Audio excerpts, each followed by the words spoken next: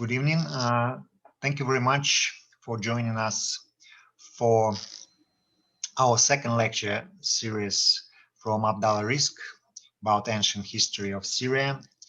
And today's topics will be kings and leaders of this region. This lecture will reveal you unknown facts about rulers of Syria and the people who made an impactful difference and left a significant mark in history. So please welcome for our second lecture, Abdallah Risk. Thank you. Thank you very much, Sergey, and thank you for all the team of Academy Rudmino for giving me the chance to be with you and share some of the knowledge that I have.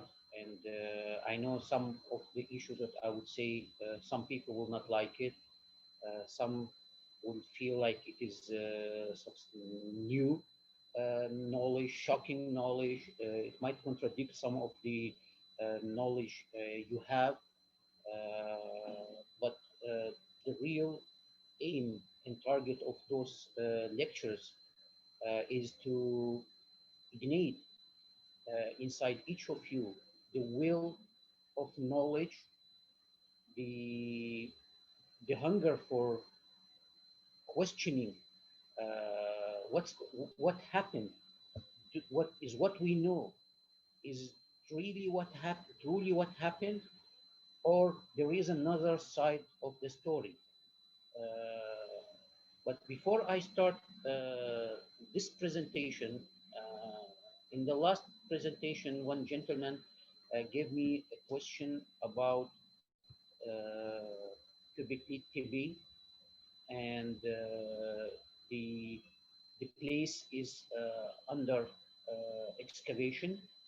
Now, a friend of mine, he went to the site and he made a couple of pictures. I'm going to share those pictures with you now.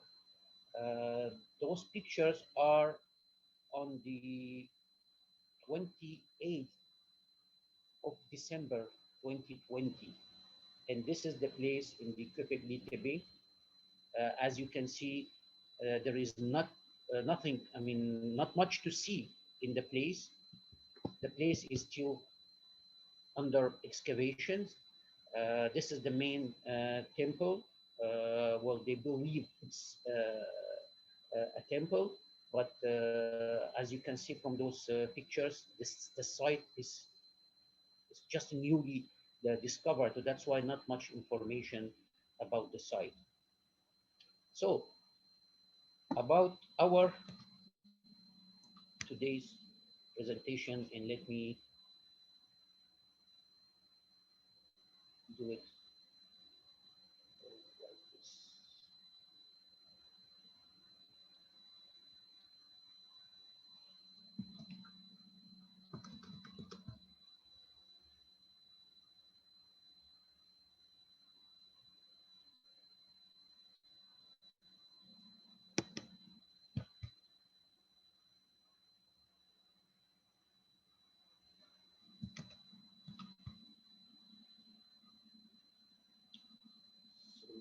So we are going to talk about the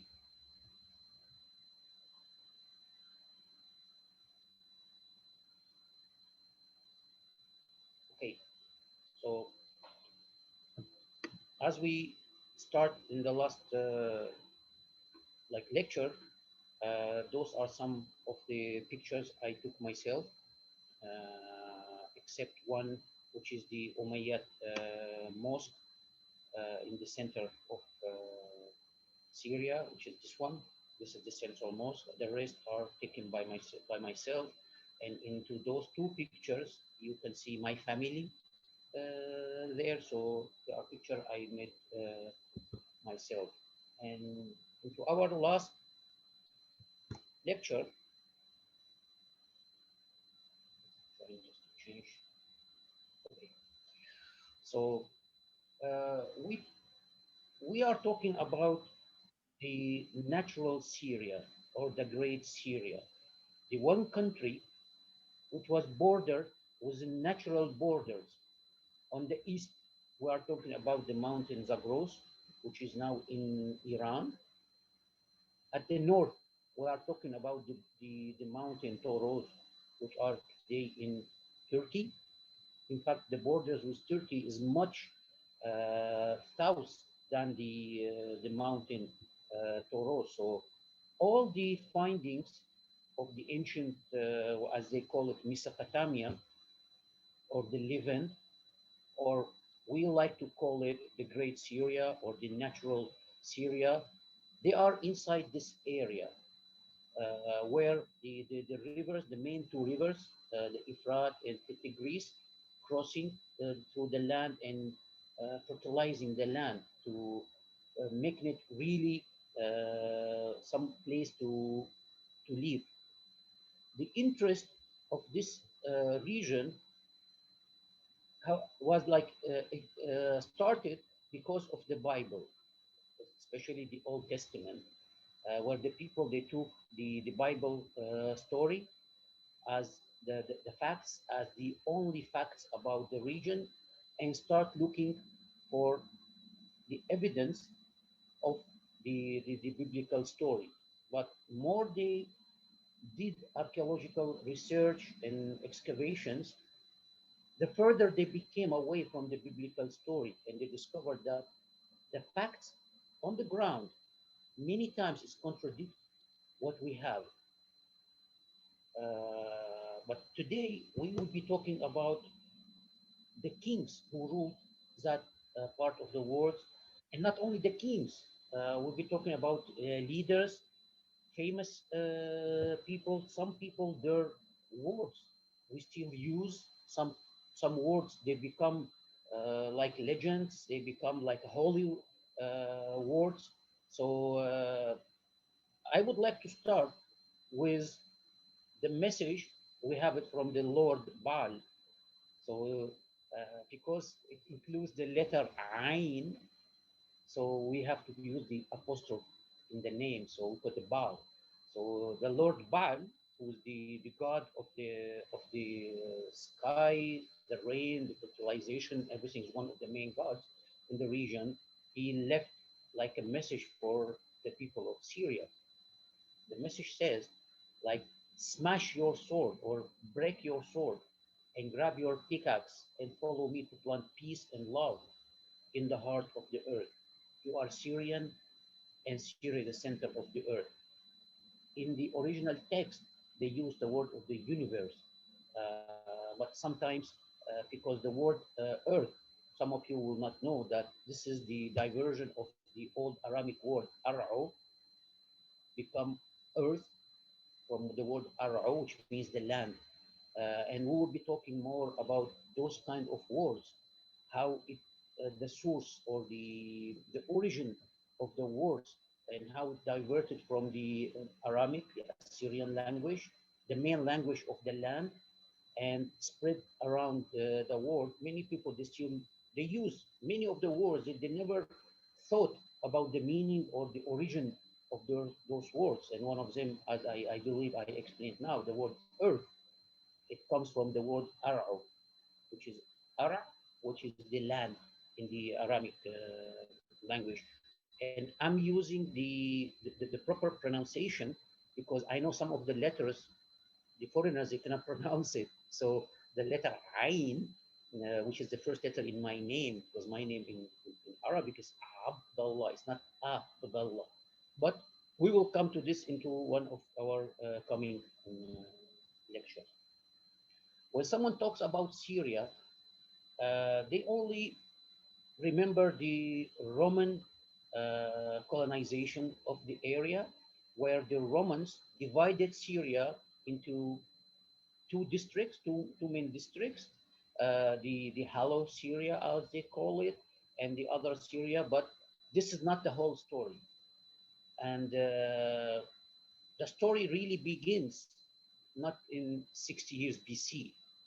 The story begins much, much far in the past.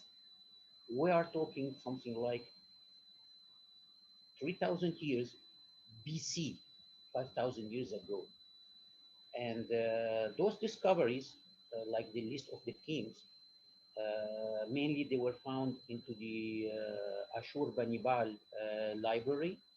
We're coming for this one, and we will talk more about the findings into our next lecture when we'll be talking about the myths and the legends and the tales of the area. And this lecture is going to take place on the 19th of February.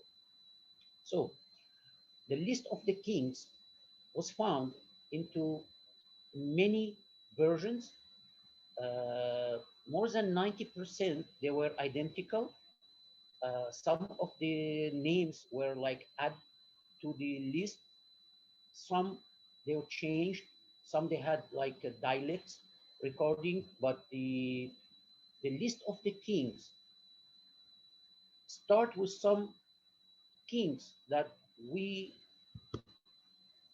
do not know. We don't have any proofs that those kings did exist.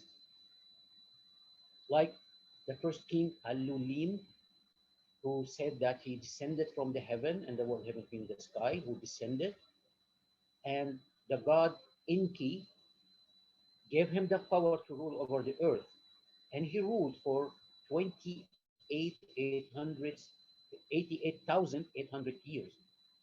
They used the Sumerian or the Shumerian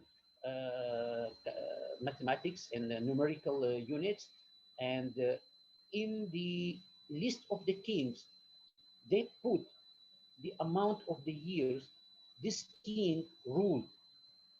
So we could see, I mean, some numbers like, I don't know, sky numbers. A king ruling for 28,000 years. The second king, Alalangar, he ruled for 36,000 years. Then for 43,000 years. The total of the ruling of those kings is more than for 200,000 years.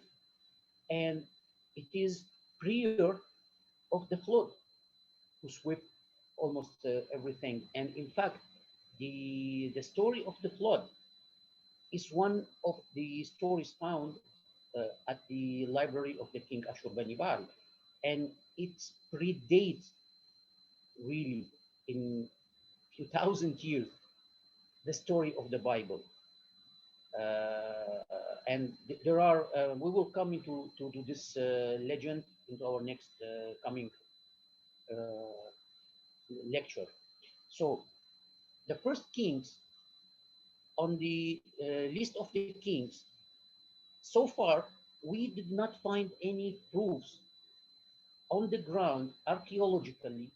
We cannot prove that they did exist or the times they ruled or who they were, but because in the list we have some of the kings which was proved in archaeological way and mythological findings that they did exist. So we have to look into this list of the kings as uh, enough source of information. It may not be the whole knowledge or the whole truth, but there is high potential that those kings really did exist. And I would like to start with the first king. His name is Itana. Oh no, one thing I ask you, because your microphone is making this sound like a whistle. Can you just can you talk like straight to the computer microphone? Yeah, it's making this like a noise, sound like a.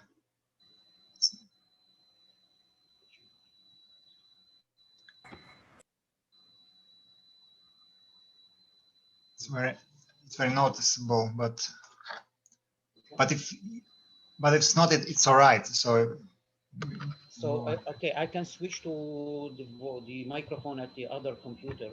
Mm-hmm. So just hold on.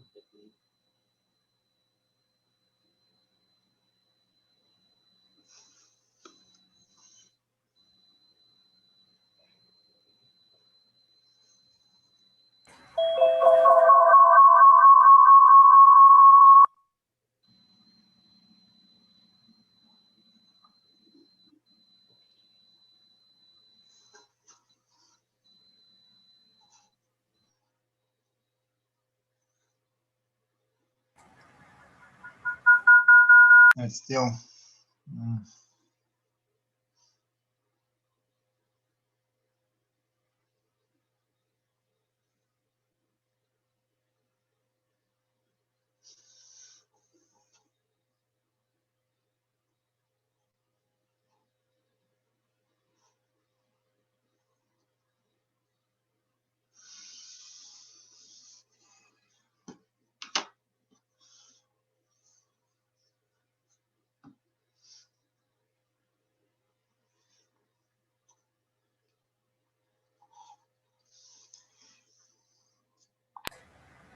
So how is it now?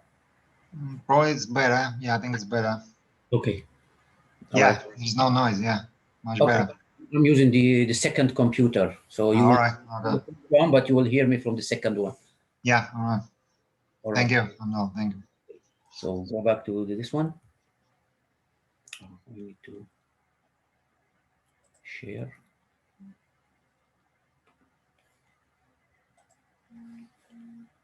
Let's go back to the sharing.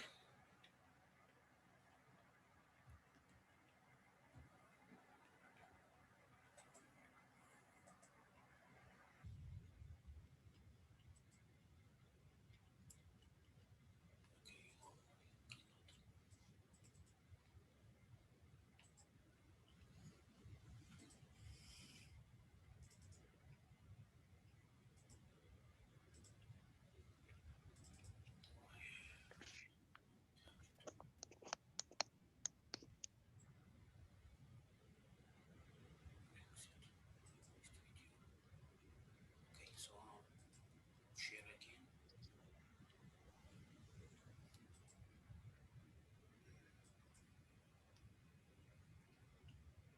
Okay, here we are again.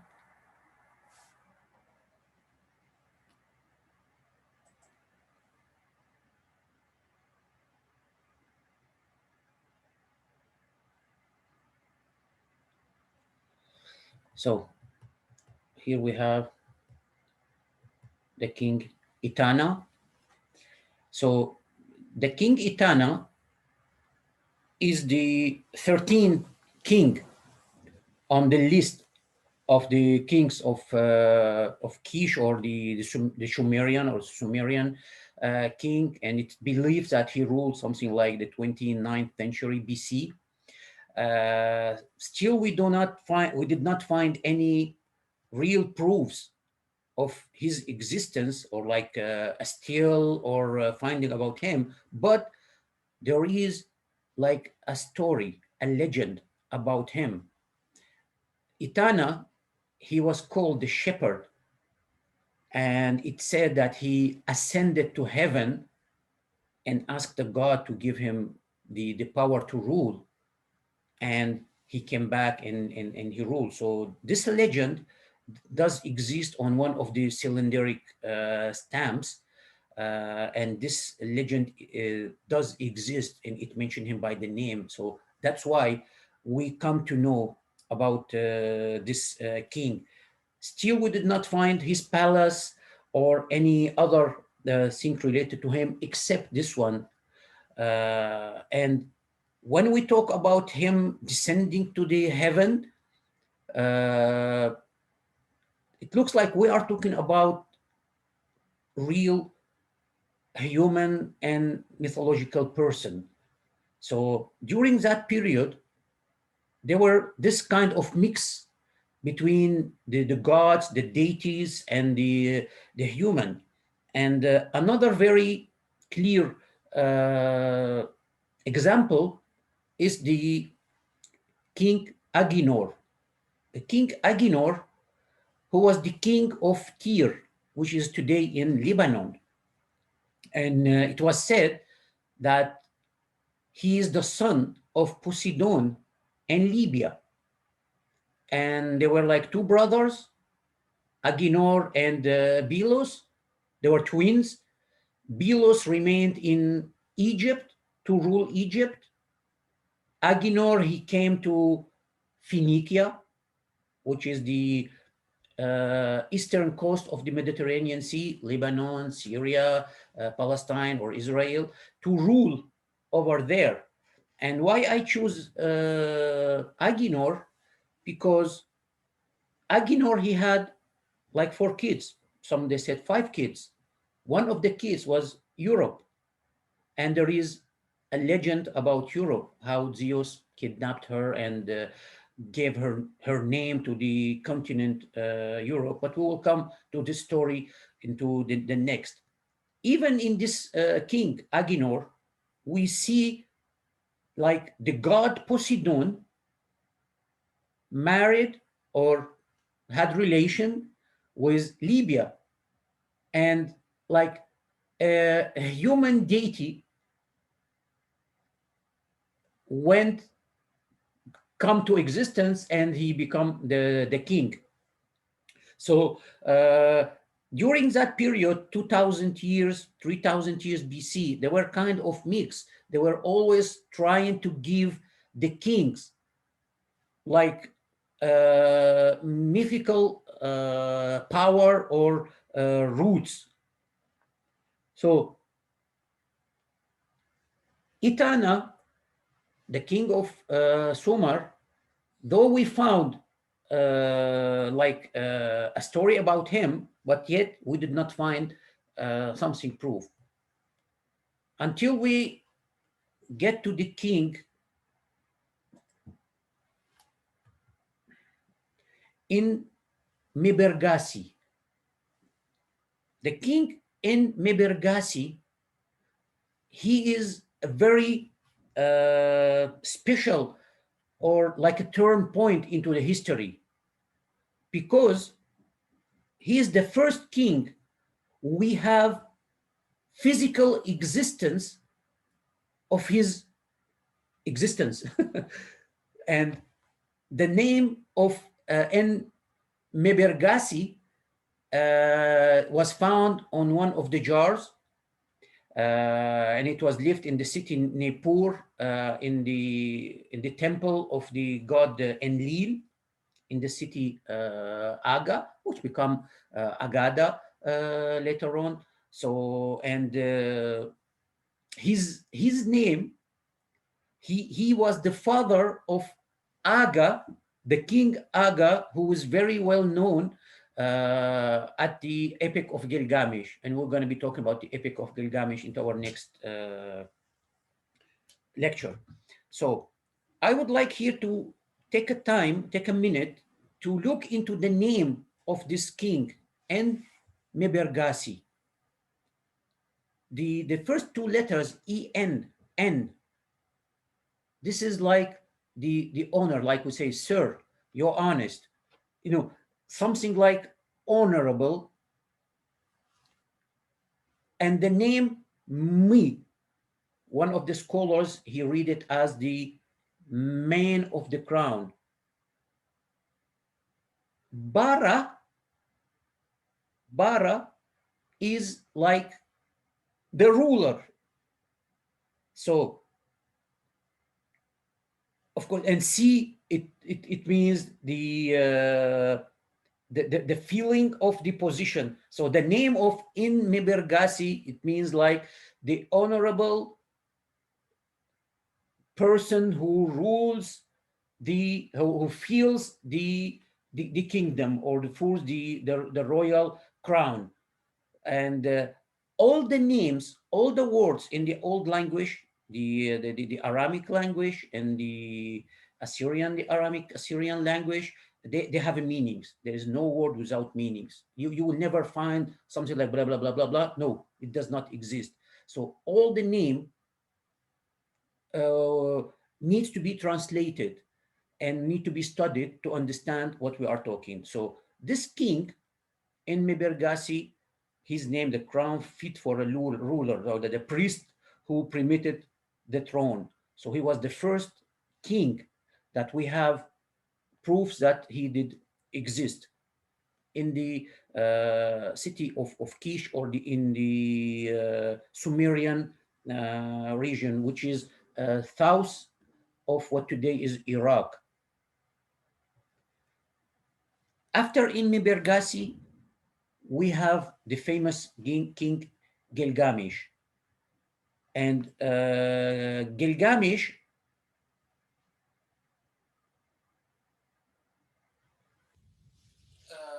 he was a king of the city-state Uruk. And his name was very related to the epic. He was very famous king, strong king, looking for knowledge. He was looking for the eternity, and that was the epic of Gilgamesh. That's the trip of eternity. When he ruled the whole earth, as they call it, and he tried to be an eternal person, and he started his trip for eternity. And we will come to the epic of Gilgamesh into our next lecture. But the epic of Gilgamesh itself, it predates the Homerus writing of the Iliad and the Odyssey for like 1500 years. And when did the people or the scholars, they come and say, oh, you know, the Iliad and the Odyssey, they are the first like epics, the first stories on earth? We said no. We have some writings predate that one.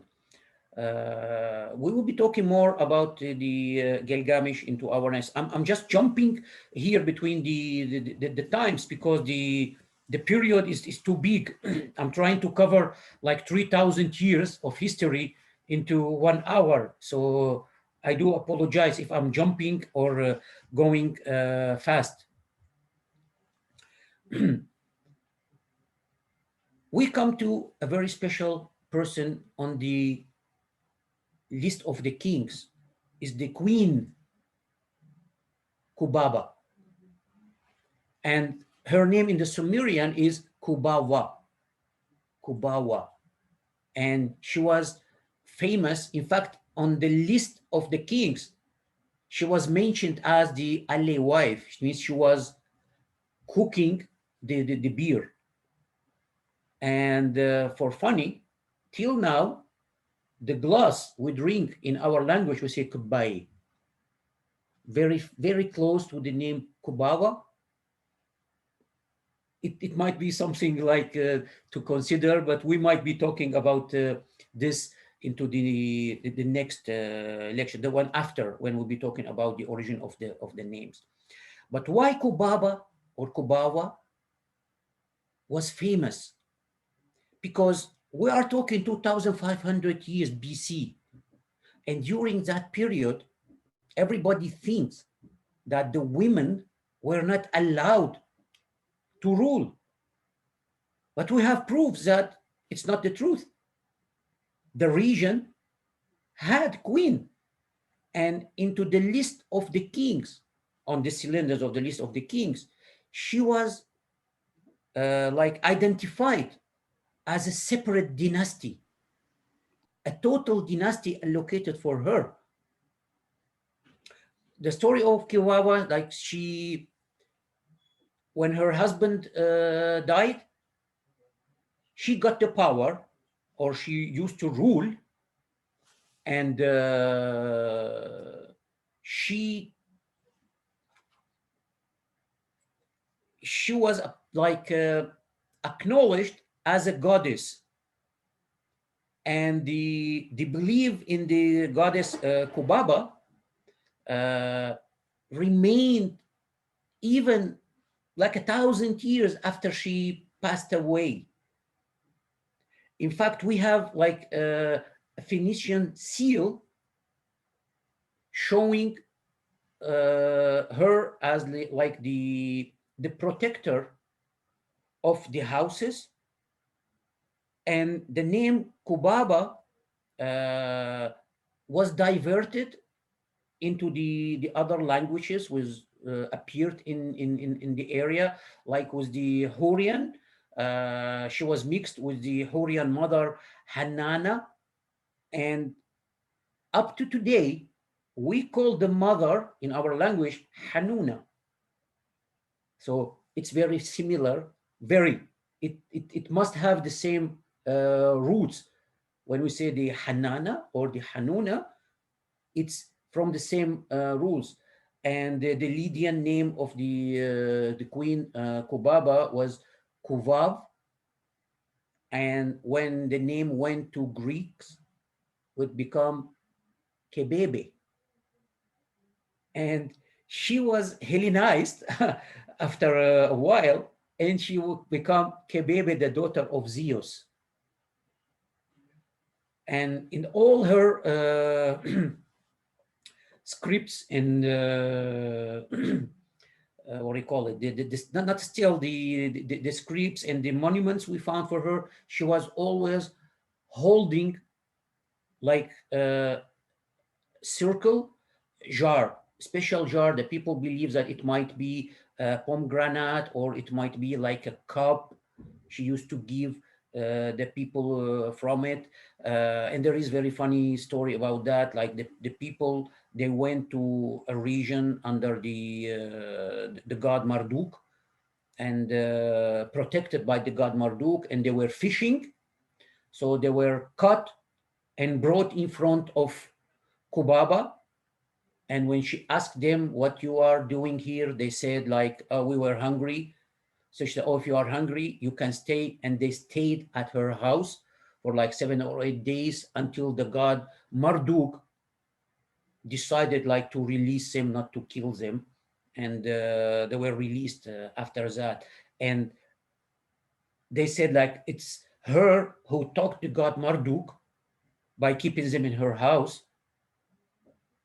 So he decided not to kill them. And so that's why those people, when they went outside of their area, they were talking about how she convinced the gods not to punish them. So she became the god protector, and the people, they start keeping her name in her memory, and they believe that if we are under the protection of Kubaba, the gods will not kill us because she will have a kind of special mercy for us. And this kind of feelings, the Hanan in our language, is the feeling of the mother for the sons.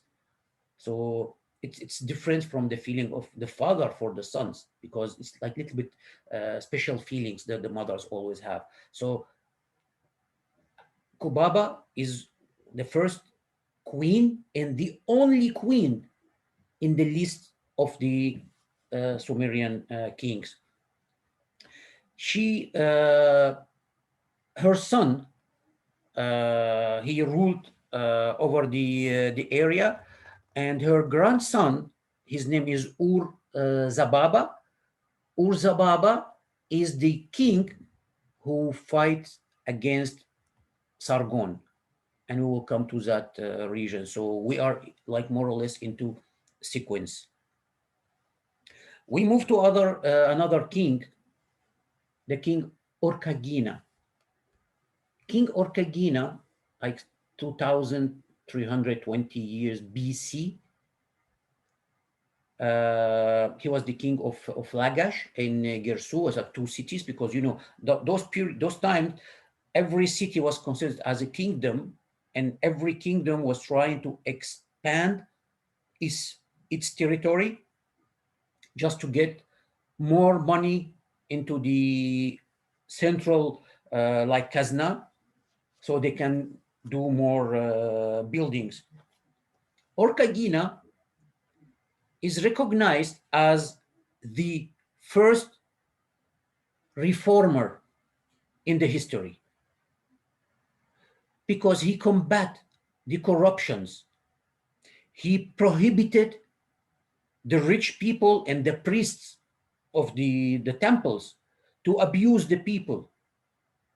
The first time in history, the word freedom, amagi in the old language, was appeared in the writings as in the recorded history, that he gave the freedom for the people in his territory.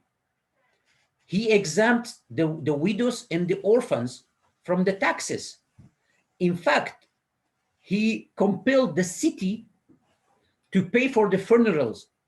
So when someone dies, maybe it's not the same here, but in the Middle East, when someone dies, they make like special celebration. They share foods. They build like tents. They used to build tents. Now they go to church or to mosque or whatever. It cost a lot of money. The Orkagina, he like forced the city to pay for all the expenses of the funerals, and forced the rich people like to pay if they want to purchase. So they cannot come and say, oh, I am the powerful guy, you have to give me your land. It's not that anymore. So he was the first reformer in the history, and because of that, they did not like him. They did not like, because the rich people, they always try to abuse the power. They try to abuse the what do you call them, the weak people, like a widow with some kids. They try to take advantage of them. So with the ruling of Orkagina, they could complain, and those rich people, even if they are priests, they were punished. Nobody. So those priests and rich people, they helped other king, and that king is Lugal Zagi, to attack the city. And the king Orkagina, he was like overthrown, and he was killed because of that.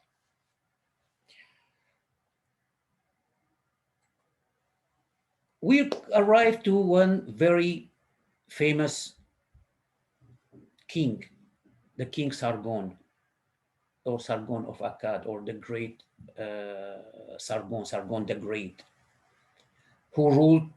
In fact, he is the one who established the Akkadian Empire in 2330 BC. And he is the first recorded person in history to rule over an empire. Here I would like to mention a very special issue, the story of the birth of Sargon. And if you have, what do you call it,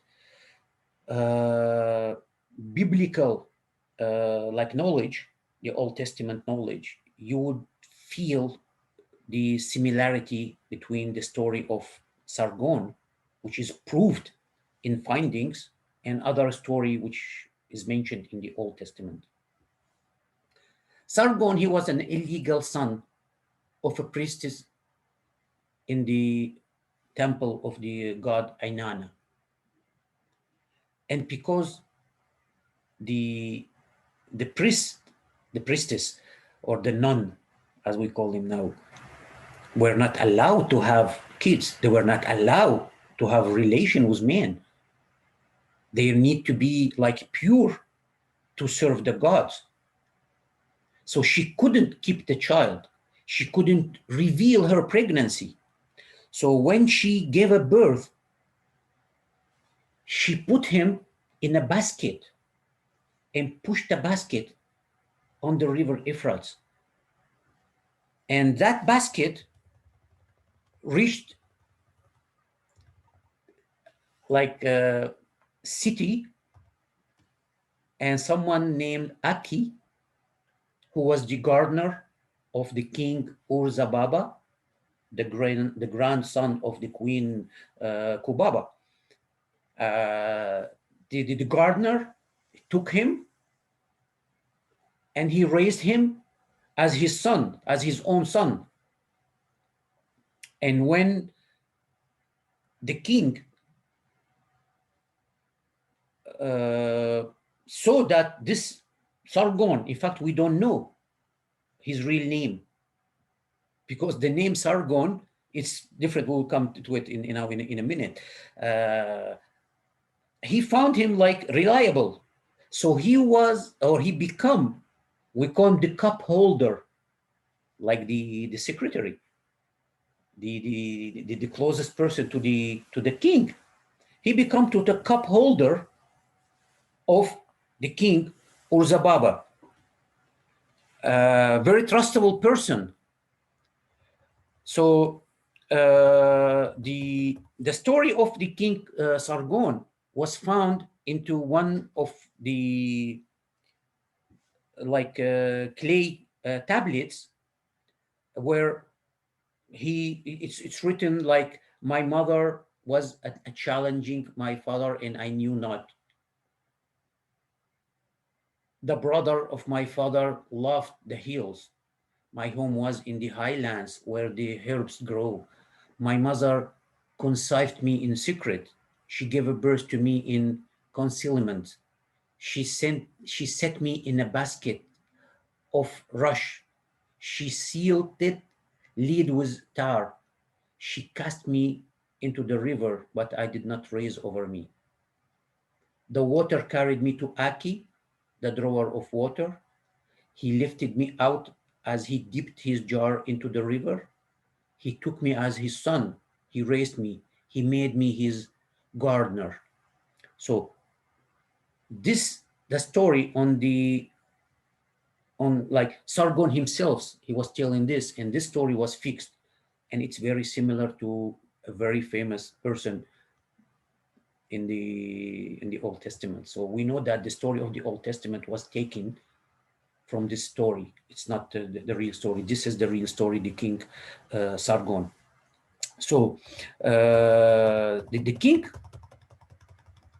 Uzbaba, when he knew that the king Lugal Zagi from Kish, he was attacking the cities and taking over the cities after he killed Orkagina. Zababa, he was like afraid, and he decided to get rid of Sargon. So he wrote a letter and he said, Sargon, I'm sending you to meet the king Lugal Zagi. Tell him that we surrender. I don't want him to get into my city and destroy it. I will be his assistant under his rule. But in the letter, it was mentioned like, King Lugal Zagi, I acknowledge you as a king. Please kill this person holder of this letter. So Lugal Zagi was very smart, and he felt like even the king of the city, the Urzababa, he is afraid from Sargon. He decided to use him. He did not kill him. And he sent him to the city to took over the city.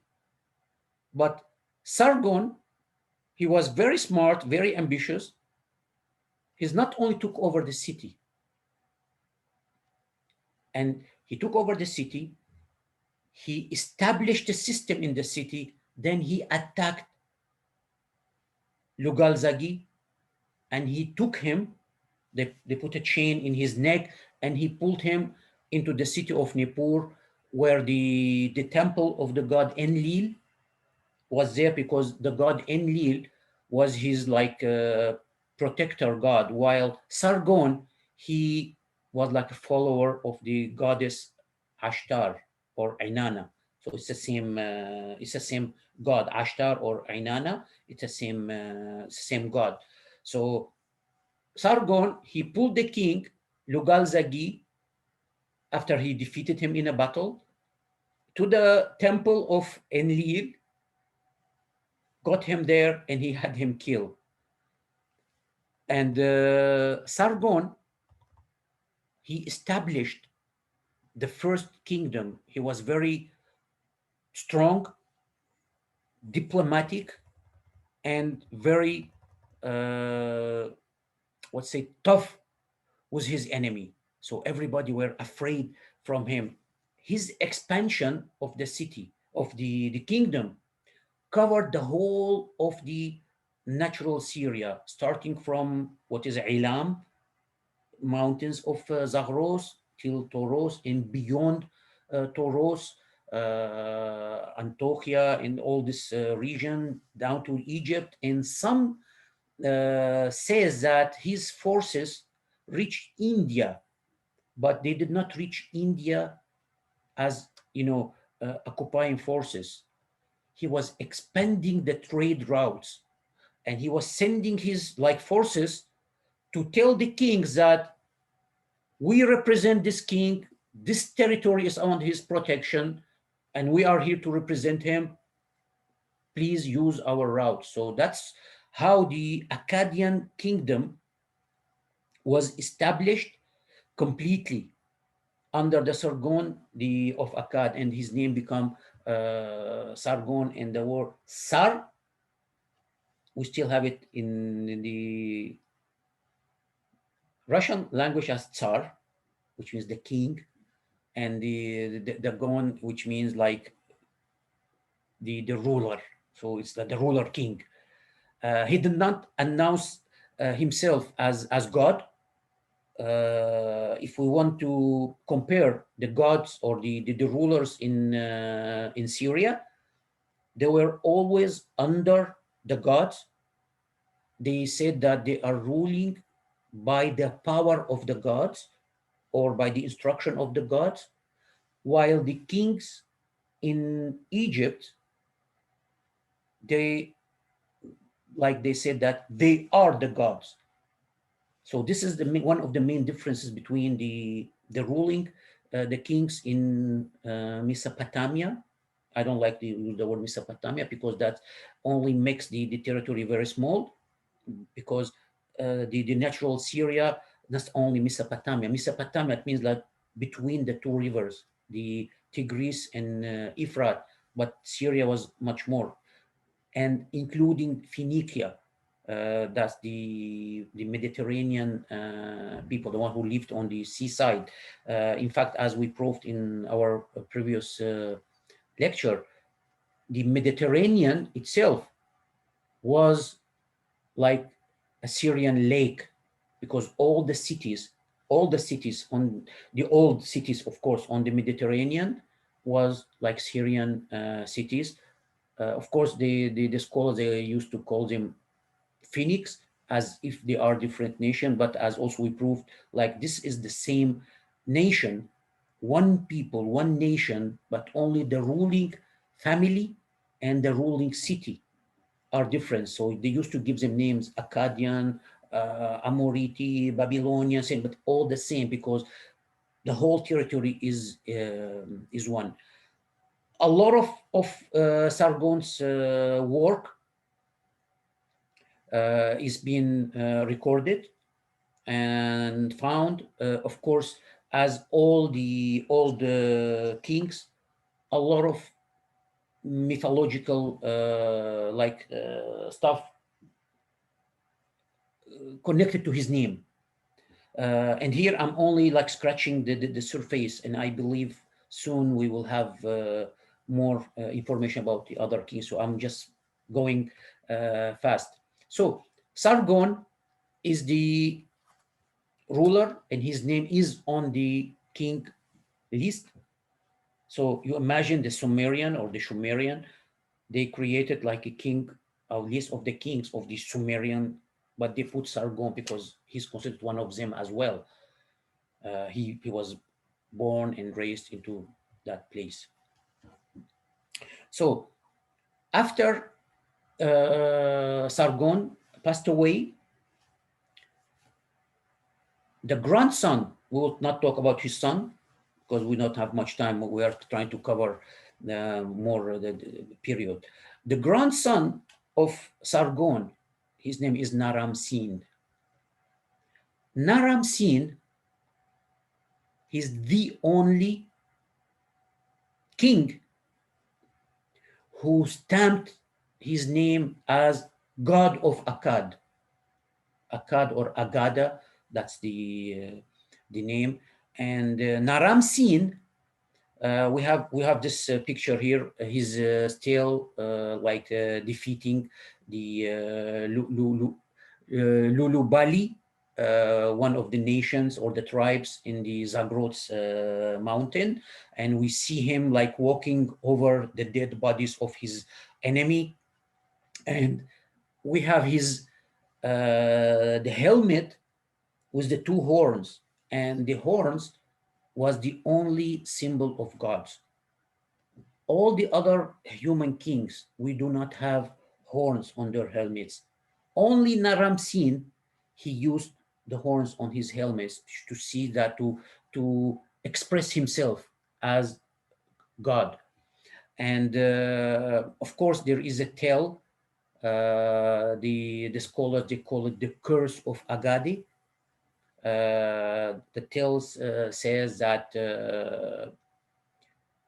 Naram-Sin, he like approached the gods. They did not reply to him, so he was offended and he went to destroy the temple. And the gods decided like we need to wipe him out. We will talk about his curse or the tale of Naram-Sin into our next lecture. The issue here that we know that this story is not what it is about Naram-Sin, because Naram-Sin, he ruled until the death of his own death. I mean, he ruled until the end of his life. He was not overthrown. So there are a lot of, let's say, wrong telling about the kings in the story. He is the one really who took over completely over Ilam, which is in Iran, today west of Iran, of course. And he expanded the territory or the Akkadian territory up to Egypt. He established the trading point, the trading routes with them. And as we mentioned, the trading post is in the old language, it means Krim. So he established too many Krims in the pound. He ruled for 36 years. And when he died, of course, the kingdom start to fall down because his son, Shar Kali Shari, that's his name, he was not up to the standard. So some of the small cities under the whole kingdom, they start revolting, and he couldn't hold. So the people, they say, oh yeah, you see, that's the curse of Agad. That's the curse of the King Naram-Sin. It's reaching his family, his sons, his grandsons, because he did not satisfy the gods, and the gods were not happy with him. We will come to that story, but the wars against the Akkadian empire start taking a place, and city by city, the power slipped out of the Sargonian dynasty into another dynasty. We will have a huge jump now between Naram-Sin and Hammurabi. So we are talking about like 600 years to 800 years gap between them. Many happened, but until Hammurabi came to the power. And Hammurabi, he said that he is one of the Amoriti, and the scholar, they like to say, oh, that's a different nation. Well, no, it's not. It's a tribe. He became to the power, and he was also strong, very crucial to his enemy, but he was very fair king. And we know about the Codex of Hammurabi, and this is the first written law in history. And it was in every city. They had this codex, every big city, of course, where they have courts and stuff like that. So a copy of that codex was there, and that's why we found. And at the top of the stele of the monuments, we see Hammurabi standing in front of the god Shamash, sun, and getting the law or getting the codex from the god Shamash. The law of Hammurabi, many people, they believe that it is not his creation. It was kind of the assemble of some of the laws was like among the people living into that period, but he's the first king who put all the laws, so nobody can uh, bypass the law or uh, take his own decision. So it was like standardized ruling all over the kingdom. The most famous point or item of this law is eye for an eye, ear for an ear. But in the codex, it was like if a free man destroy or take out the eye of another free man, then the free man can take the eye of the free man or accept. If the free man take an eye of a slave, then the other free man will take money in front of the slave. It was everything very precise. Like if anyone point a finger at a sister of God or the wife of anyone and cannot prove it, this man shall will be taken before the judge, and his brow will be marked. What we mean brow is we mark. They will be cutting his brow, cutting it, so they will not raise again, so he cannot hide. So it means that it will be a mark on his face forever. Like this guy, he pointed a finger to a lady. He said, "Oh, she is this and that. Oh no, he is this and that." Also, one of his law: if a man like give like a false witness in a trial, and it was not established in a statement, his punishment is the death. That's it.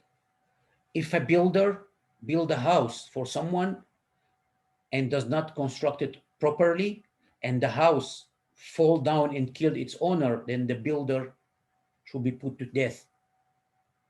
So he put very strict laws governing every. In fact, the Codex of Hammurabi is too long. It's too long, and maybe we can make another like lecture only to talk about the Codex of Hammurabi. Of course, during his rule, four areas, like four, we wouldn't say four kingdoms, but four main regions were like identified. The Mari, the kingdom of Mari, which is in Syria, and the place was very, very badly looted. Was like big city. Then we have the kingdom of Ebla and the kingdom of Qatna, beside the place where Hammurabi rules from Babylon. And Hammurabi was considered as the first Babylonian dynasty from the Amorite tribe. We'll move.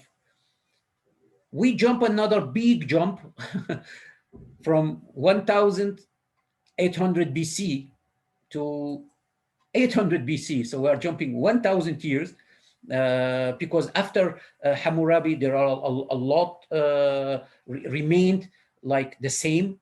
Not too much. It was only like a trading, minor like attacks. So everybody were happy where they are, with some attempts to take over small cities. Yes, some of the big wars happens or like big attacks, but still we reach a very famous queen. Her name is not on the list of kings. Her Greek name is Semiramis. And the Greeks, they used to add the letter S at almost all the ends of the names. So we have like Bulos, Butros, Philippos, many of the names. So it's Semiramis. Her like Assyrian name is Shamuramat. Shamuramat, she was the wife of one of the very strong Assyrian kings when the Assyria established the kingdom, and they moved the capital from Babylon to Nineveh. So the king was ruling out of Nineveh. Her husband was Shamshi Adad. So the fifth, who ruled from like 824 BC. After the king Shamshi Adad died, her son was not in age to run, the son called Adad Nirari the third. So she ran the kingdom. She stabilized and strengthened the empire, because before her husband comes to ruling, there were a lot of wars, small attacks. City try to like make a revolt, try to stand on their own, and they were always trying to uh, settle all this. The Egyptians, they get into the eastern part of western part of Syria, the east of Egypt. They tried to expand their existence. So some small cities were here and there. So she kept everything under control, and she become like a mythical figure. Her biggest achievement was the construction of a tunnel under the river Euphrates. It was like sealed tunnel by the rocks, and she had an obelisk, an obelisk in her name, and into that stele is it's like it's mentioned like this. I'm gonna read what's written on that stele. Said, stele of Shamuramat, the queen of Shamshi Adad, king of the universe, how they used to call themselves. I'm the king of the whole territory, because from the mountains to the mountains, this is the border of the earth. That's it, the universe from the king. So if they ruled the whole territory, so they used to call themselves the king of the four direction, or the king of the universe. So Shamuramat, queen of Shamshahadad, king of the universe, king of Assyria, mother of Adad Nirari, king of the universe, king of Assyria, daughter-in-law of Shalmaneser, king of the four regions of the world. So we see here the difference they used, because Shalmaneser, we did not talk about him really. I mean, I wanted to add something about him. After he took over the place, and he like controlled major part of the Akkadian empire, but he did not control everything. Some part, they were still like not under his control. That's why he was called like the king of four regions of the world. But when her husband Shamshi Hadad, he expanded the kingdom until the natural borders, he was the king of the universe. So that's why. And here we see again, like the people did not refuse to be led by a woman. Of course, not the picture was the people after that, they're trying to, yes, it was not commonly available or commonly used like to led by a woman, but still there were no real revolting or rebellions against being ruled by a woman.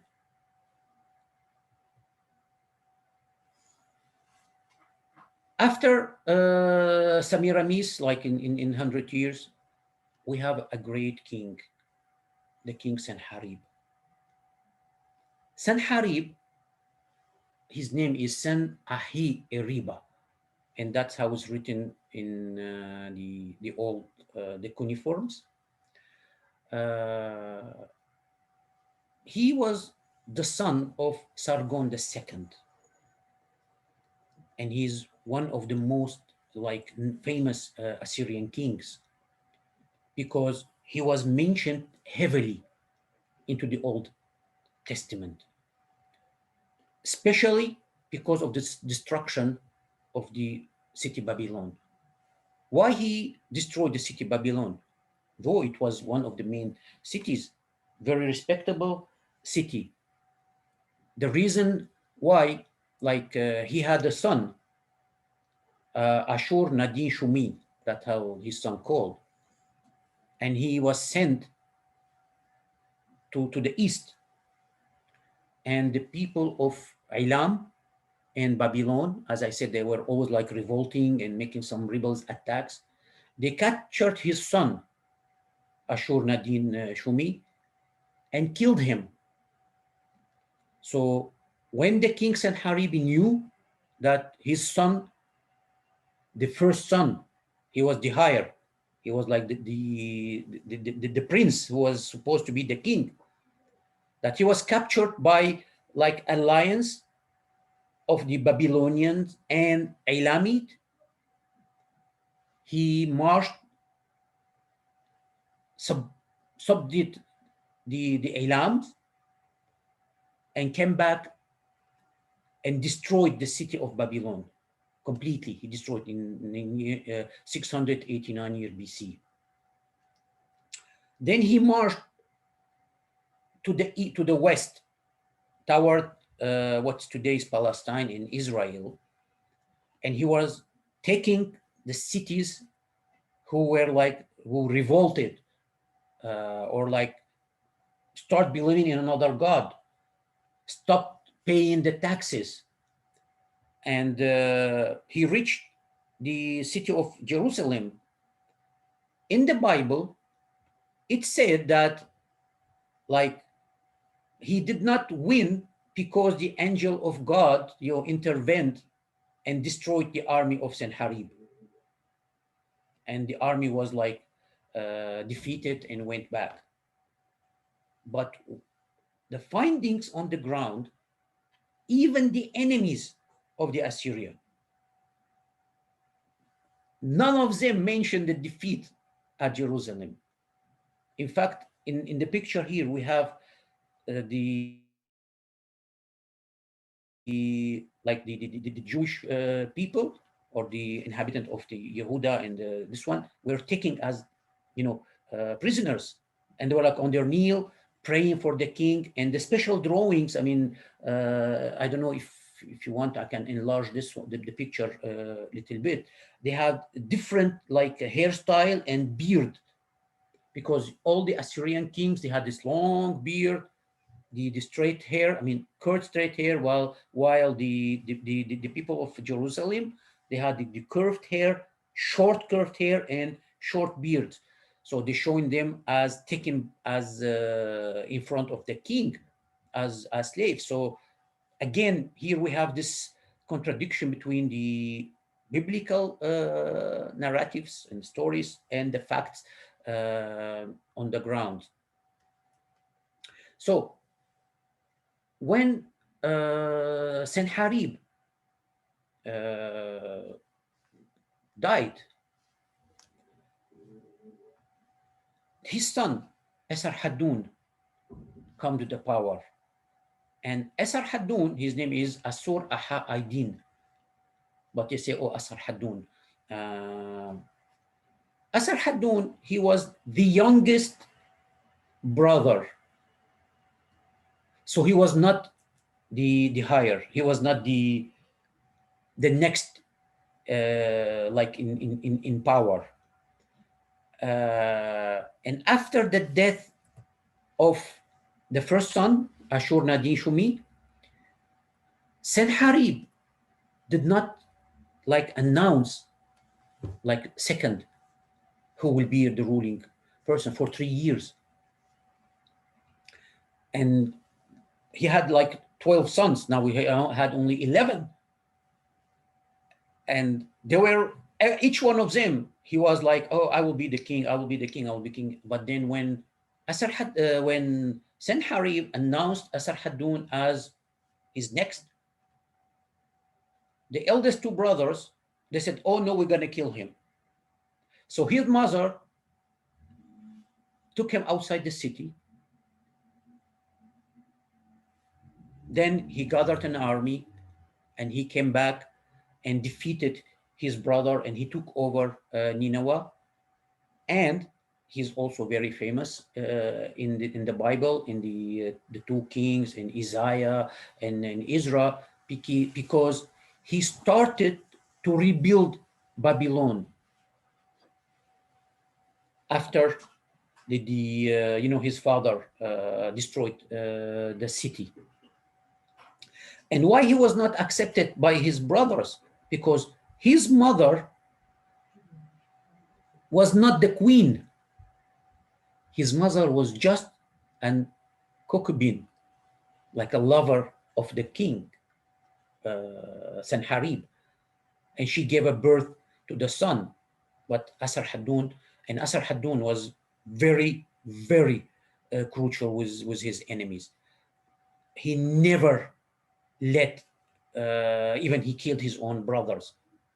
They ran away, but he followed them and he catch them, and he expanded his kingdom up to certain level. And many of his war was against Egypt in the territory what today is like Palestine and Israel.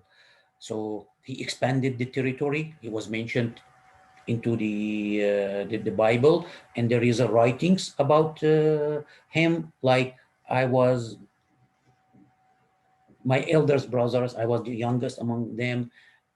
The gods, and here we have this very clear issue: the god Ashur, Shamash, Baal, and Nabu chose me. The selection of me was approved by Ashur, Shamash, Baal, Nabu, and Ashtar. And here we see that those kings, they believed in different gods.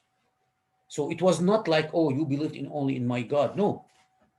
In every city, they had many temples for many gods. You can believe in any god you want, but only there always was one like ruling god who was the main protectors, and the other ones, they were only like enjoying this one. And I believe we are getting short in time, so I will go fast.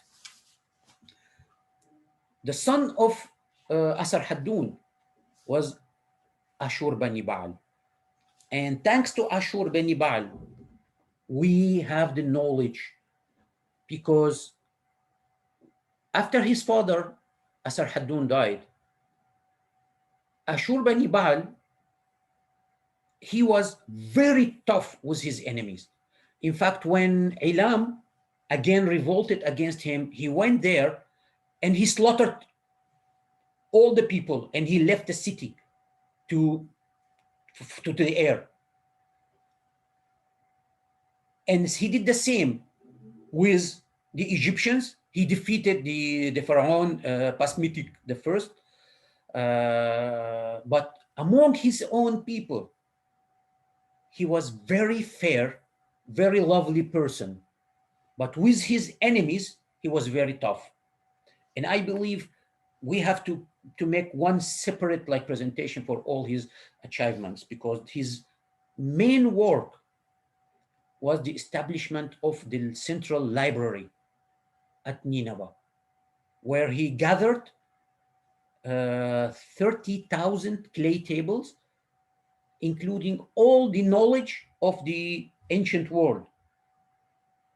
And when the city fell in the hands of the Persian, they just knocked down the library. So all the tablets, the clay tablets, were under the gravels until its discovery in 1770, I believe, end of the 19th century. And thus we came to knowledge of the old myth and history, because they were recording all the relations, all the contracts, all the agreements. I mean, the library was divided into separate sections. And how we came to the Enoma Elish and the Epic of Gilgamesh, the flood, and many other stories which become like part of the Bible. Both kings, Sennacherib and Esarhaddon, they had one wise man next to them, like the wazir.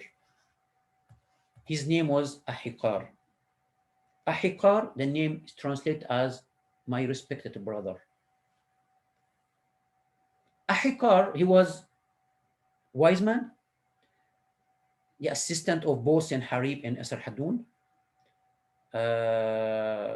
There is a tale about him that he was sent to Egypt for the negotiations, and then the king of Egypt, he asked him to build a high building, so he got two eagles and put the slaves on the eagles and let the eagle fly, and the slaves were crying, and he told the pharaoh, like, okay, you see how they are crying, that's how you will be if you build such a high building. So it's a tale about him.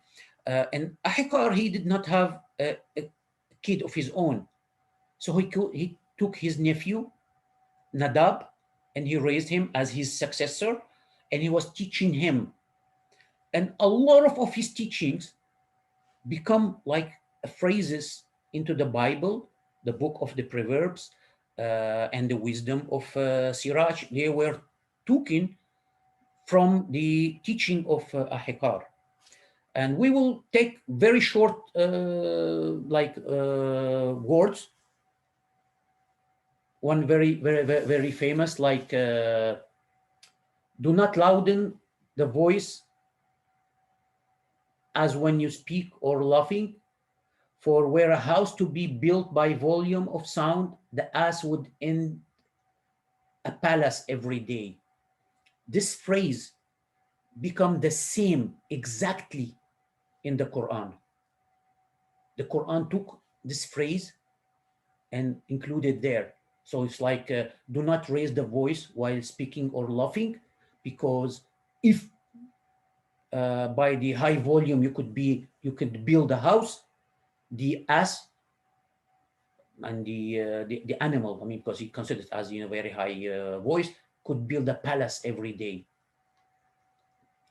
Oh my son. So all the teaching like has this word, oh my son. He's talking to his nephew. 4 things without stability: a king without army, a wazir in difficulty for lack of raid or advice, among the good people villainy, and over the leges tyranny. 5 things may not be hidden: the wit, the sage, fool, rich, and the poor. So this is some of the teaching or the wisdom of Ahikar. Rather pour out the wine upon the tombs of the pious than drain it with those who give offense. Like carrying a stones with a wise man is better than drinking a wine with a foolish man. So this was some of his wisdom. It's very long. It's very long. I only choose some of them. And we're going to be moving a little bit faster because we are getting like short of time and we still have a lot to do.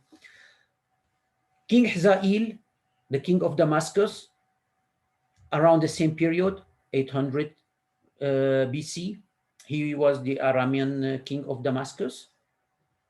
And his story is fixed in the Kings 2 in the Bible. He ruled for many years and he captured all Israel. Absolutely all this was under his control. And he was ruling the whole territory until the king Shalman Nasr took over his territory, except Damascus. The city of Damascus was not conquered until the son of Shalman Nasr, Sennacherib took over the place, and it's still, and we have a still of, we call the still of Zakur. It talks about the king. The name Hazael is not Hezqiel, who is in the old Bible. No, it's Hazael, Hazi, in the Aramic, Assyrian Aramic language, is look or see. Il, it means the god Il has seen me.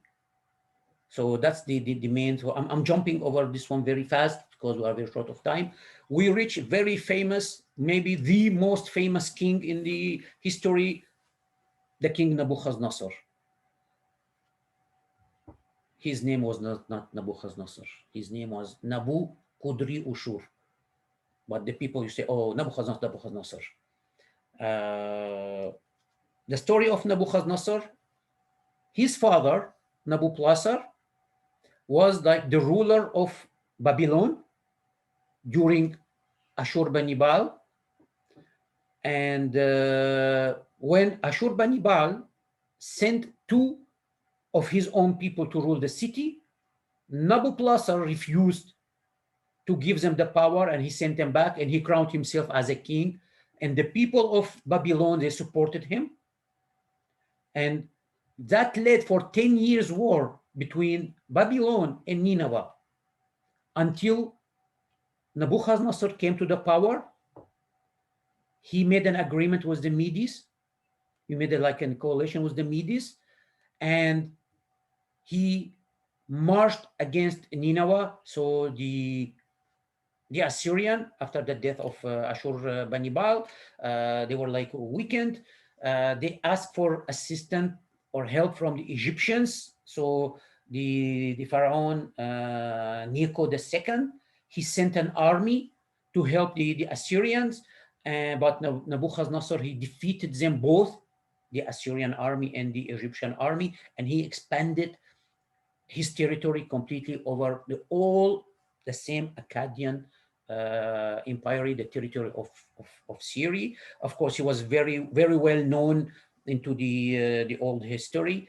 To enforce his marriage or his relation with the Medians, he got married to like a Median lady of the daughter of granddaughter of the king, and he prayed to Marduk, like, please protect my family and my people.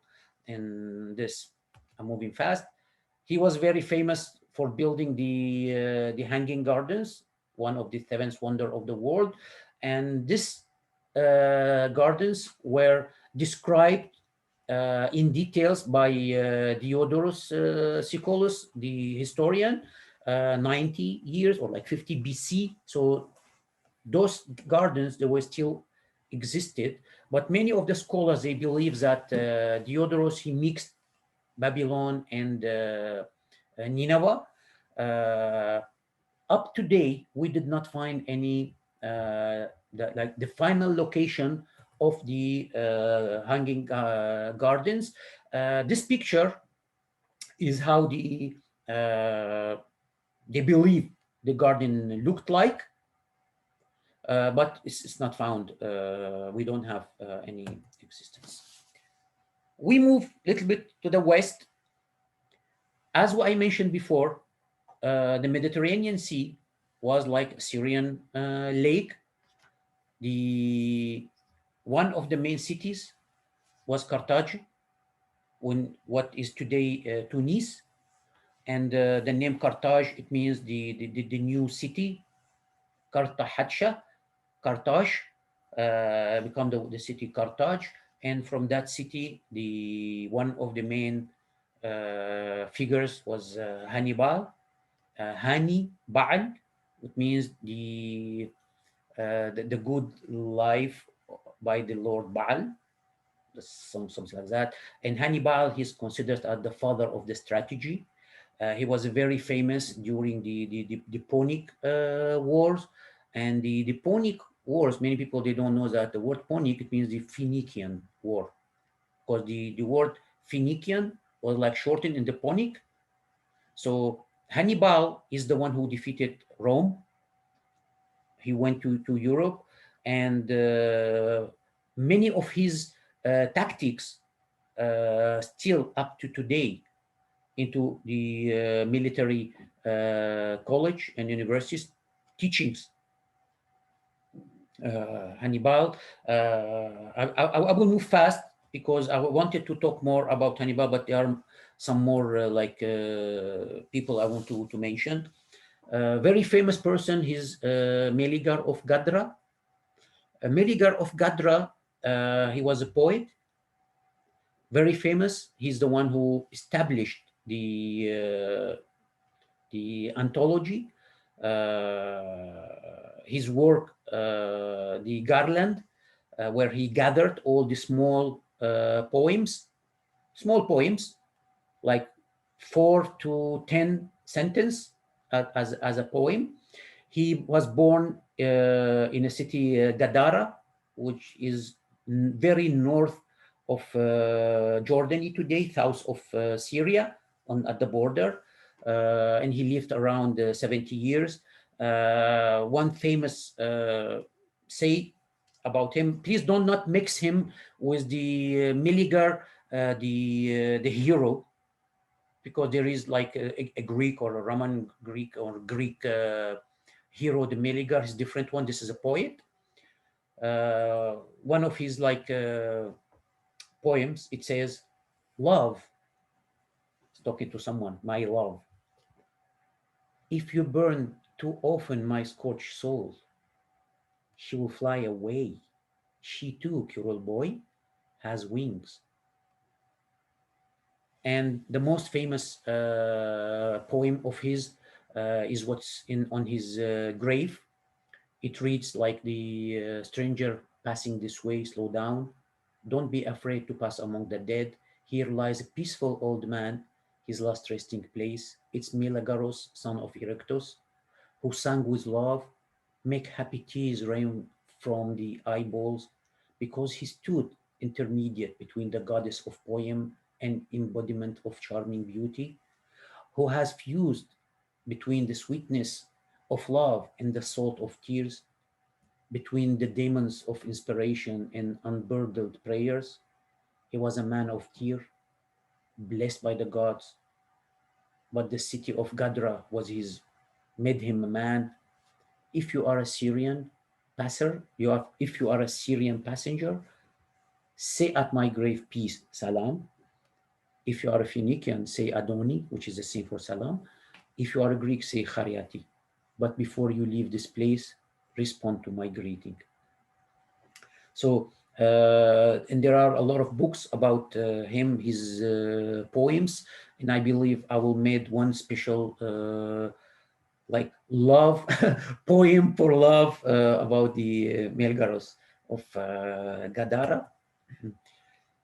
One famous person of Syria was called the Apollodor of Damascus. He believed he's the engineer who built Rome, or many of the main landmarks of Rome. And with his name, it's very obvious mystifications, because they say, oh, he was a Syrian Greek engineer. So he was like a Syrian Greek engineer. He lived in the 2nd century AD. Apollodor was the Emperor Trajan's favorite architect. He built for him the markets, the forum, the temples, the columns of Trajan's, which is the first of its kind. He built the bridge over the river. So Apollodor of Damascus, when the kings or the emperors, they wanted to build something in Rome, they did not use the Romans, did not use the Greek. They approached the Damascusan engineer, and with Apollodor, 200s of they call them the skilled workers, they moved to Rome to start build. In fact, by the way, the word Rome is the Assyrian, the Aramic word of high, on the heights. So Rome is the city who built on the 7 like hills. So that's the meaning of the word Rome. No one Roman Italian person will give you meaning, because the city was built by the Syrians. Another person, Septimus Severus. Septimus Severus, he's one of the most famous Roman, as they like to say it, but in fact, he's a Syrian. He was born in what today is Libya, in one of the Phoenician settlements, the city of Lepis Magna. He took the power in 193. He ruled over Rome as emperor. The story of his becoming the emperor, when the emperor Commodus was like assassinated last day of 93. his successor was the Emperor Pertinax. But when Pertinax, because he was an old man, very elderly person, the Praetorians guards, the special guards of Rome, they took the power. They did not like what Pertinax was trying to stop their influence, the new discipline he was like putting into the cities. So they had him assassinated. And those Praetorians guards, they were selling their loyalty. So whoever pays him more, he would be appointed the emperor. And one famous rich man, rich senator, Didius Iulianus, he made the maximum payments, but he was not like a military man. He did not have, this discipline. He was just a senator. So when he was appointed as emperor, three candidates, three governors, they challenged him. The first was Claudius Albinus, the governor of Britain, the Niger, the governor of Syria, and of course the third one is Septimus Severus, who was the governor of Pannonia.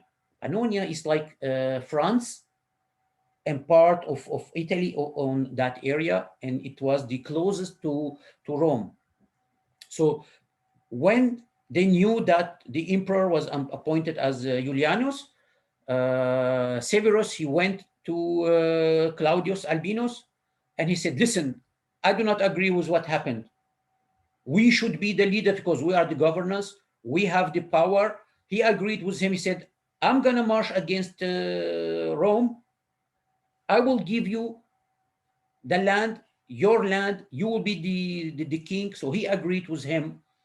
And he marched against Rome. When he took Rome, the Niger, who was governor of Syria, he knew that Severus had taken over Rome and appointed himself as a king. So he marched against him. So Septimus, he walked against Niger in Syria, and he took over the place. And he came back when Albinus knew that Severus like double-crossed him. He tried to attack him, but during that period, Severus, he had a lot of power, a huge army, and he defeated Albinus, and he was named as Augusta. He was the first, the strongest one. And when he settled everything in his kingdom, he went to his city, Lipix Magna, and start the real construction of the city. And this construction still exists up to today. Septimus Severus, his first wife, was also like Punic, Phoenician, like him. When she died, he married another like empress, another lady from Syria, Julia Dumna. Julia Dumna, when you look about the name, they say, oh, it's a Roman empress, okay? But she was born in Emissa, which is today Homs, and her father, she was born in Emissa to an Arab family, a famous priest of the deity Elagabalus, the god of Santa. So they say, oh, she's a Roman. She was born in Syria for an Arab family, who was, God, who was the priest of the god. They're trying to hide the Syrian roots of this queen. And you see, even Septimus Severus, he was ruling over like what today is France. He did not take a wife for himself from that region. He was trying to keep his blood clean. So the first wife was a Phoenician. The second wife was from Emissa, from Syria, because for him, this is one nation, one place, the same relatives. They did not change the blood. Julia Dumna gave a birth to two sons, Caracalla and Geta, who became both of them emperors. In fact, Septimus Severus, because of the problems he had after the emperor was taking over, and the problems he had himself, he wanted his kids not to have the same problems. So he divided the kingdom, the ruling power between them, between Caracalla and Geta. And Caracalla, unfortunately, he was not happy with the shared ruling with Geta. So he killed his brother Geta, and when the news came to Julia Dumna that her son Caracalla killed her other son Geta, she committed a suicide, and she was buried in what today is Turkey, near Antakya, Antakya or Antakya, Antichos. It's occupied part of Syria by the Turks. So Julia Dumna, the second wife of Septimus Severus, during the ruling of Septimus Severus and Caracalla and Geta, they were one very famous man. And I don't know if do we have any lawyer with us here today? If you have a lawyer, if we have a lawyer here, welcome your father-in-law.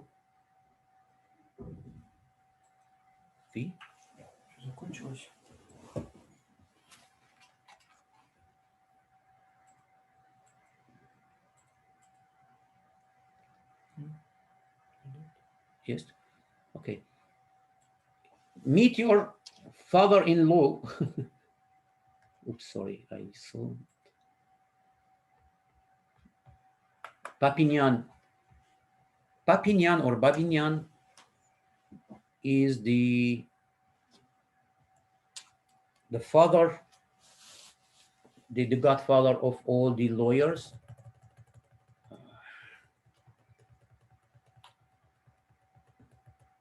I thought that the presentation has stopped and the recording has finished, so that's why okay. So the King Septimus Severus, he had this assistant, Papignan, who was born also in Emissa, Homs, and it's believed that he is like a relative to Julia Dumna, and he is called the father of law. In fact, his status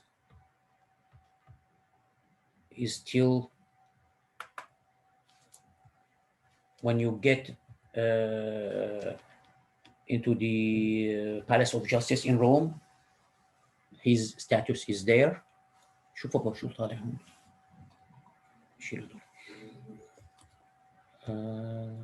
Okay.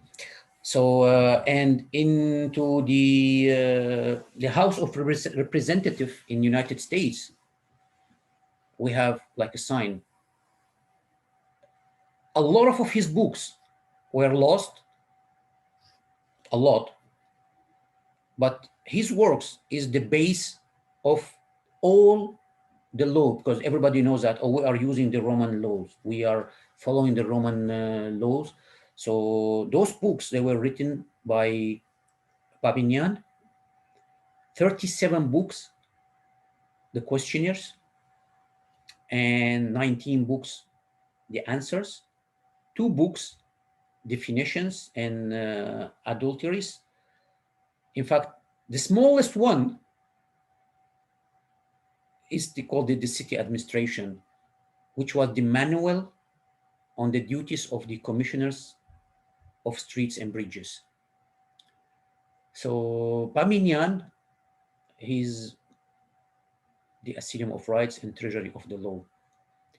And many people, they say that they were no one and they will never be an equal to him.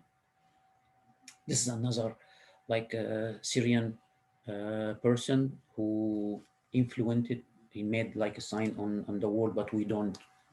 Many people they don't know. I believe today might be like a shocking news for you. We have another king, the Marcus Philippus, or he's called the Philippian Arab. He was born in city south of Syria, city of Shahba, near Dar'a, on the border with Jordany. And I will not take much, but those mosaics from his palace and those pictures made by me. And the guard, he came say, "Oh, you're not taking pictures. It's not allowed." I said, "Well, listen, I drove like 3,000 kilometers to reach here. You don't tell me not to take pictures. I'm gonna take some pictures." And this is some of the other like mosaic. And here you can see my family. So you can see the real size of those mosaic, and all this from his palace. His palace does exist still now. So it was very wonderful place. He got the power over, of course, he was appointed as emperor and stuff like that. But I will not get into this one. I want to move to this very famous lady, the Queen Zenubia. The Queen Zenubia was, or as she's called in our language, is Bit Zabai, the daughter of Zabai. And we have her picture reflected on our currency, the 500 bills. She was the queen of Palmyra, and she expanded her kingdom in the year 267 to 272. After her husband died, she took the power and she challenged Rome. And when the Romans, they sent army to defeat her or to have a war with her, she defeated them all. And she refused to acknowledge the Roman. Now, she used to say, "Oh, I acknowledge you as a king, I acknowledge you." But then she decided that she does not want to acknowledge them. And she printed her own currency, reflecting her face on those currency, which led that the people wanted to, the Romans wanted to get rid of her. And in fact, the king was fighting her. They used to say, "Oh, you are fighting a woman," and he said, "No, no, I'm fighting Zenubia, not a woman." She was, like very, very strong. She enlarged her kingdom, and finally she was defeated when all the Roman armies gathered together, all of them, and they marched against her. When she was defeated in the battle, she runs away toward the east, but she was captured. Some stories they say that the king marched her in the cities. The king Orleos, he paraded her into a cage into during his triumph parade in Rome. And some they said that she got married to like a Roman senate, and she stayed his life, the rest of her life with him. Some of the stories she said that she took the poison. Yes, she was captured, but she was never paraded because she was too proud to be like captured and paraded into the triumph, the parade, the triumph parade in Rome. So the Queen Zenubia, Bit Zabai, and that's how her name is written into the Palmyrian language, and it reads Bit Zabai, so the daughter of Zabai. She deserves a lot more attention, but we are very short of time, so I will jump. I will jump to another queen, the Queen Mawiya, or they call her the warrior queen or the warrior queen of Tanuch. She rebelled against the Roman emperor in the year 375. For like 50 years, she was ruling the Tanuchi. And Tanuchi, or they call them the Ambat, also another name of the group. It's the tribe, a tribe who lived in the south of Syria. between Syria and Jordany. And in fact, their most famous place was the city of Al-Batra.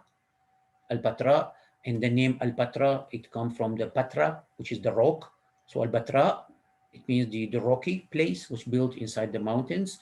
And in fact, to get inside the city, there is very narrow route inside the mountain, and where one man can stand against a whole army.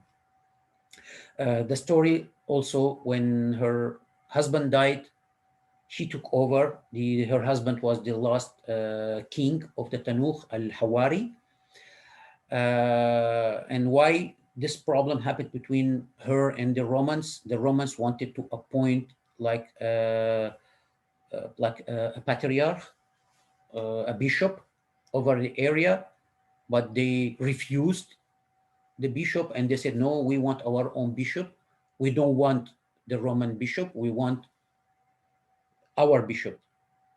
So the Romans, they said, no, you have to use the bishop.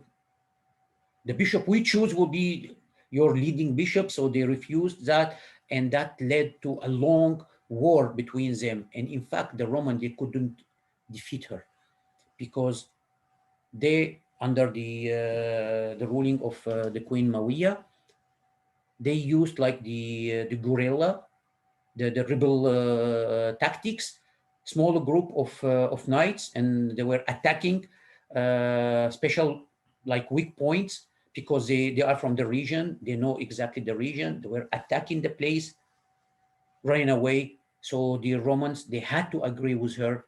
They gave her the bishop. They allocate. In fact, the bishop they choose is one of the bishops who signs on the Nicaea agreement, the first agreement about inside the church. Here we have some writings, into the Nabatean language. It's here.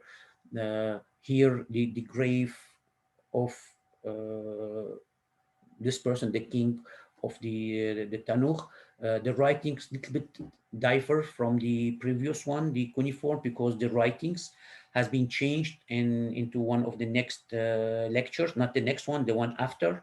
In March, we're going to be talking about how those languages different and the writings change. And because we touch the religion subject and the bishop, we cannot pass Saint Ephraim, who is the doctor of the church. In fact, his writings, they say that he wrote like 3 million hymns. He was based in the city in Sabine, which is now in Turkey, and he was scented monk. Some of his writings, in fact, the ritual inside the church was written by him, and his student Jacob is the one who signed on the Nicaea in 325. One of his like hymns, O Lord and Master of my life, grant me not a spirit of sloth, meddling, love of power and idle talk, but give me your servant a spirit of sober mindedness, humility, patience, and love. Yes, O Lord and King, grant me to see my own faults and not to judge my brother, since you are blessed to the ages of ages. Amen. So this is one of the small, I believe for Saint Ephraim, we will be doing separate, because all of, he wrote 3 million hymns. I mean, it's like the whole encyclopedia. And that's it. And as the last time we did, that's what they said about Syria. Alexander the Great, when he tried the water of Syria, he said, this water reminds me of my mother milk. Syria is my second homeland. Charles Firlo, who is a very famous archaeologist, he said every civilized person should say he has two countries, his homeland and Syria. The Herodotus, the famous Greek historian, he said the Greek were savage till the Phoenician came and brought with them the writings and world Durant. He said the Greek did not establish civilization. They took it ready from the east, and the east of Greek is Syria. Thank you very much. Thank you very much. I know I believe I took much time than I planned to, and we have some time for some questions, if any.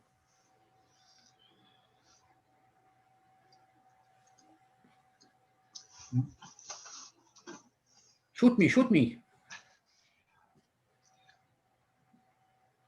Well, the story was so detailed. There was so much information and material to cover. So it's just we have really to go over it. Yes.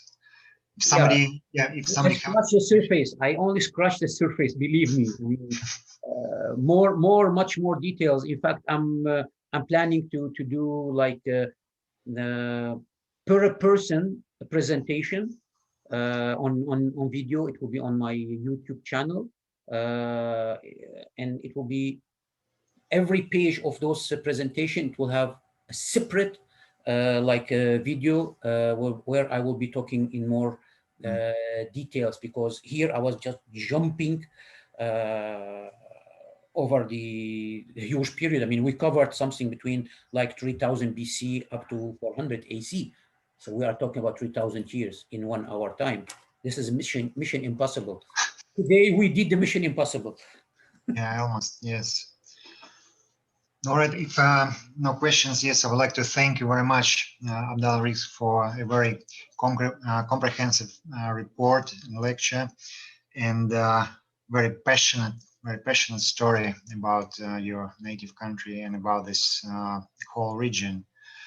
And we hope to see you soon, and we're looking forward to see our guest on a third lecture of Abdallah Risk, which will take place in February 19. And this lecture would be devoted to myth and tales of ancient Syria. All right, thank you very much, Abdallah. Thank you. Thank you. Thank you, guys. Thank you very much. Have a nice evening. Bye-bye. It was great. It was a great story, yeah, thank you. Very interesting, thank you. Really, if you have any questions or you want more details, I mean, you can send me. I can write for you my email here. If you have any questions, you can forward the email to me. I don't know. We have a lot to think about, and happy to say something too much information. I know it's too much information. It's it needs time to be observed. But I hope that with this, I'm trying to give you the feelings that we need to do a lot. I mean, there are a lot we don't know. Like you need to study, to do your own research. Myself, as a Christian, when I read all those stories and I see all this like differences between the Bible, the Old Testament, and the archaeological findings, I'm like, oh my God, I mean, what I'm doing? Should I be studying this? But this is the facts. So it puts me really into very, very awkward position. But to know, I mean, is very, very, very, I believe it's very important. Yeah. You inspired us. We'll try to know more. Thank you. Thank you very much. Thank you very much, Anal. And we'll see you next month in February. Yeah. Okay. Thank you. Bye-bye.